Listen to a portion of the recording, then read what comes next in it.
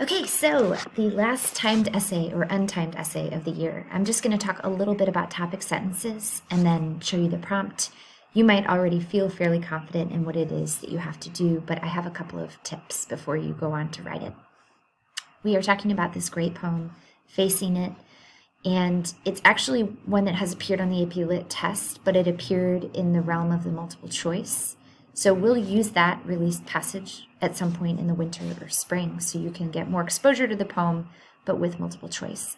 This is the image that they showed on the AP Lit test, and maybe you've been to the wall yourself and have seen it and touched it. It is a really amazing memorial, unique, and maybe the first of its kind. It was designed by Maya Lin, and it was a source of some controversy. It's hard to believe that now because it's such a fixture, it's such an important part of the mall up in DC. So background knowledge you have about the memorial could be helpful here as you study the poem, but do try to stay pretty focused on the language of Yusef, of Komunyaka. Right, so that's kind of what I said. How does this poet feel? How does the speaker feel? And how does he capture the feeling? I think the poem is evocative of August 1619. The topics are not dissimilar, war and many different forms. So I chose it deliberately to try to connect with the poem that you read for Sunday. And I think the question is still the same. So your creative analysis poem was, where do the stanza breaks or enjambment speed up or slow down the poem? Why does the author want to do it there? Your time to write question is, write a well-developed essay in which you analyze how the use of enjambment and other poetic devices help to convey the speaker's complex attitude toward the memorial. Same, really. The difference is that you may certainly talk about things beyond enjambment in your essay. It's just that I am nudging you to discuss enjambment at some point. All right, so I'm going to pretend that the essay topic is August 1619, so I don't take any of your ideas. So I'm using the exact same prompt language, but I've changed the last words to the complex attitude towards the transatlantic slave trade. And I'm going to model some things that I keep seeing in essays, not just yours, but in the AP Lit samples that they release, that I think we could talk about a bit, and it's topic sentences. So a word about topic sentences. Remember that topic sentences, the very first sentence of your body paragraphs, are claims. They are the same thing that we started the year with. We started with claim paragraphs. These are claim paragraphs. You're writing 2 to 3 claim paragraphs in a timed write. And that's part of the challenge of the timed write, is you have to quickly come up with some pretty good claims, multiple claims. But the best essays will do that. They'll have a string of connected, good, interesting claims. And that's what we're trying to do here. So the topic sentences, that's where you assert your claim. Here's some non-examples of what a topic sentence could do when it fails to reach claim status. Someone could write, Clint Smith uses enjambment to convey his attitude toward the slave trade. It's just restating the prompt. It doesn't articulate an idea. It's so vague and generalized that we sort of know this writer doesn't exactly have an idea yet. They're buying themselves some time. If you find yourself needing to write this, back yourself up a little bit, go back to the poem, and find something interesting. Take the time you need. Better to write 2 awesome claim paragraphs than 3 where one is not really that good. And then the second non-example is Clint Smith uses enjambment between the words Atlantic and ocean toward the beginning of the poem. This is the equivalent of plot summary in the world of prose or fiction, and it's just going to trap an essay. After you've made this point, this one thing about the Atlantic and ocean, there won't be much more to say.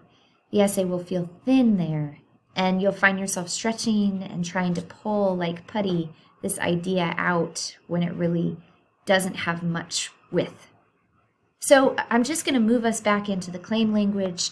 These are review slides from the very first thing I ever did on claims. What is a claim again? It's a statement that requires defense with evidence. Or as Mr. Stabnick puts it, it's an accumulation of individual ideas that are brought together in a cohesive manner to form an original and insightful idea. So the key word I keep saying there is idea. It's got to have an idea at its center. How do you get a good idea? As you're reading, as you're thinking about that poem, you're looking for important sentences, moments, key words, key paragraphs, or in this case, key breaks in form or a symbol. There's definitely a symbol in this poem. And each of these can lead to a small idea, which can lead to a bigger idea. And when you string all these together, you have an essay, kind of like nesting dolls. This is my example here. All right, so yeah, my metaphor is just that your sentences are the smallest dolls here, the topic sentences are the middle dolls, and the essay is the largest doll. Each exists unto itself as an interesting and complete idea. And they string together to form even more full, rich, and more complete ideas. So the goal would be for your topic sentences and those paragraphs, the analysis paragraphs, to be interesting, a full-bodied, as it were, doll or complete idea. And then they connect together. And here's my attempt at that with August 1619. So I'm pretending that my thesis is the biggest doll, right? About how Smith is capturing the horrors of the slave trade, but he's also interested in historiography, how we remember the past so as not to dishonor it. That's my thesis. My smaller claims within that are here. These are my beginning ideas. This is like what you did last week for A Doll's House, just a couple of thoughts and then a couple of sentences about each thought.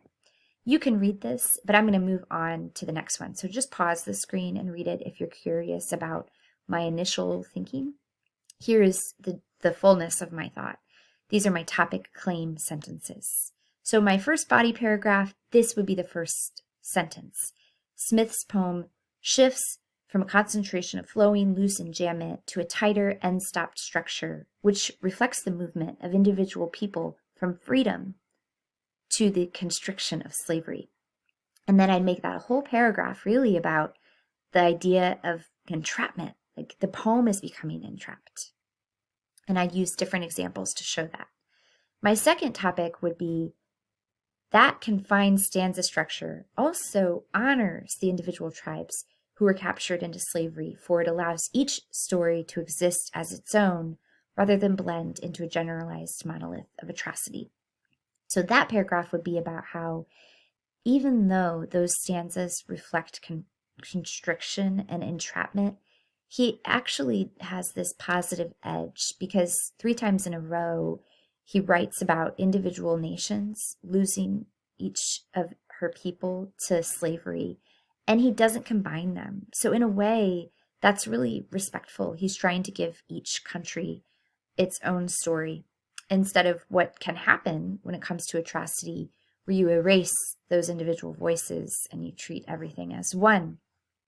Okay, so my topics are claims. They're interesting ideas in their own right, hopefully, and I would have a lot to say about them in my analysis. Okay, that's your task. I thank you for this in advance. I look forward to reading these. These will be graded, and I'll get to that this weekend and through next week. But next week, our last week before winter break, we won't do another. So this is your last one. You've got the prompt already, but you can click on it here too and see that it's designed just like the AP Lit exam would be. So even the font is the same with the poem copied there.